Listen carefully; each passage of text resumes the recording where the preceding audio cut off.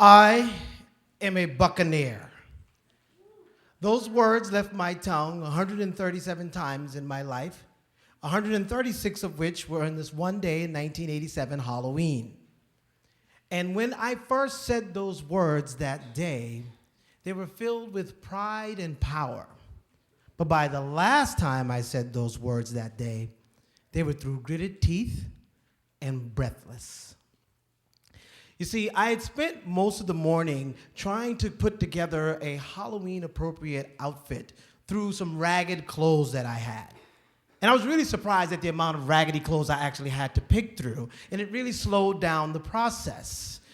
But that didn't bother me because the one thing that I was not going to do, I was not going to be one of those 1980s Halloween kids with the big plastic mask with the tight elastic string going around your head, which I believe cut off circulation to your brain and actually led an entire generation of children to make poor life choices. But what I wanted to do instead is to come up with something creative, something I could have made myself. And it really wasn't like I had all that much choice, because with the limited resources that my mother had, I seriously thought that she was going to actually invest in a one-day Halloween outfit. So I was about done putting these things together when I noticed that there was something missing. So I took this tattered old white t-shirt into the kitchen sink, and with a mixture of ketchup and water, I made this bloody t-shirt thing. And I didn't give myself time to actually dry it before I had to go to school that day. So I had to put this wet t-shirt on, and I went into the bathroom and stood in the mirror, and that's when I saw it. I am a buccaneer. And nothing but the diesel engine of that school bus coming down the road broke that stare. And I immediately bolted out of the house and ran out of the door and was completely greeted by a very chilly and windy fall day in a wet t-shirt. But I was unbothered and made my way into the school bus filled with plastic faces of He-Man and Papa Smurf, Miss Piggy, and the Care Bears. And their soulless eyes were staring very intently at me through those plastic masks, a look that I could only attribute to absolute and sheer awe at the assemblage that I had put together. But no one questioned the Buccaneer. No one.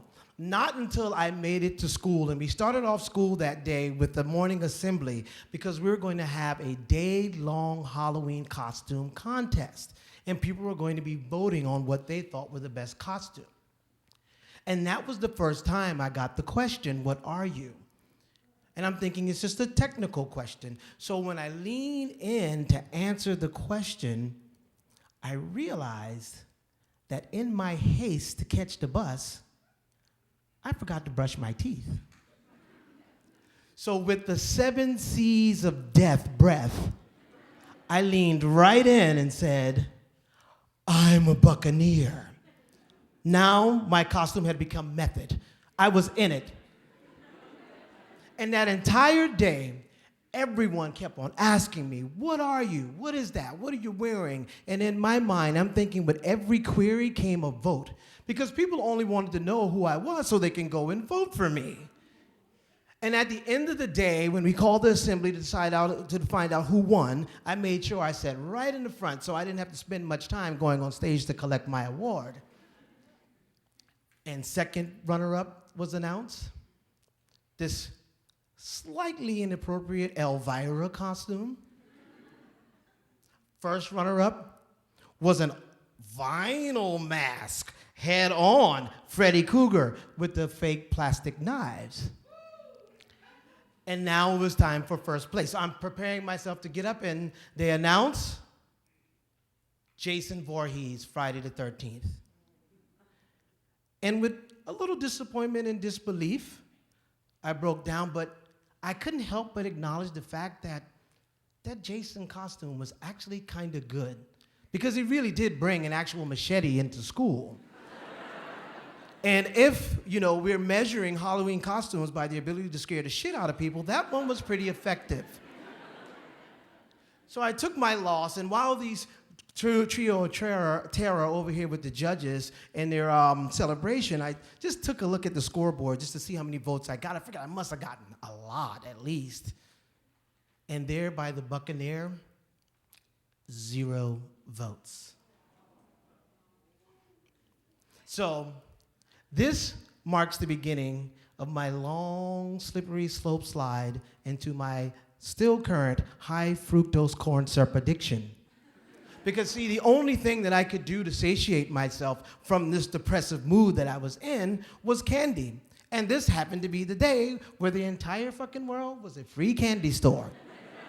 So when school was done, I went right to trick-or-treating, and behind every door was sweet failure.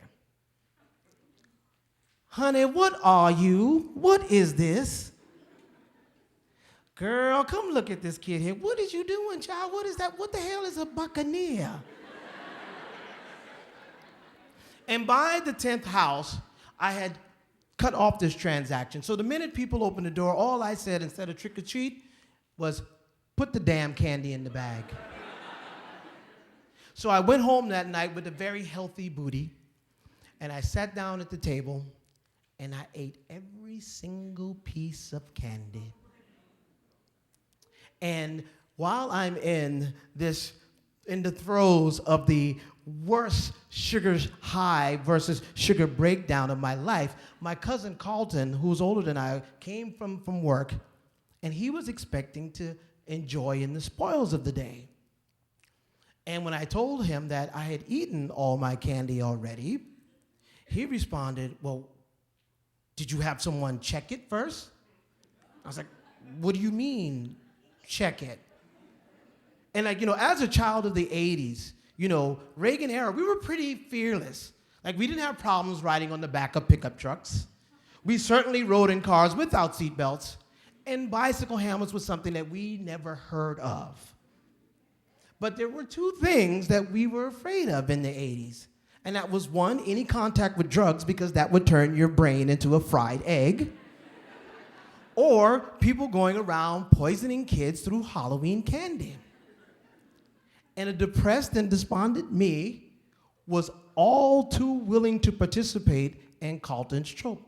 As he's telling me every symptom that I have in my poisoning, I'm agreeing. Yes, I have that. Oh God, yes. So I laid down on the couch and was preparing myself to see the 11 years of my life flash before my eyes. But the only thing that kept looping and looping was that entire Halloween day where no one knew what the hell I was or what the hell I was trying to do. And at that moment, that trance was broken when Carlton turned around and looked at me and said, well, what the hell are you anyway?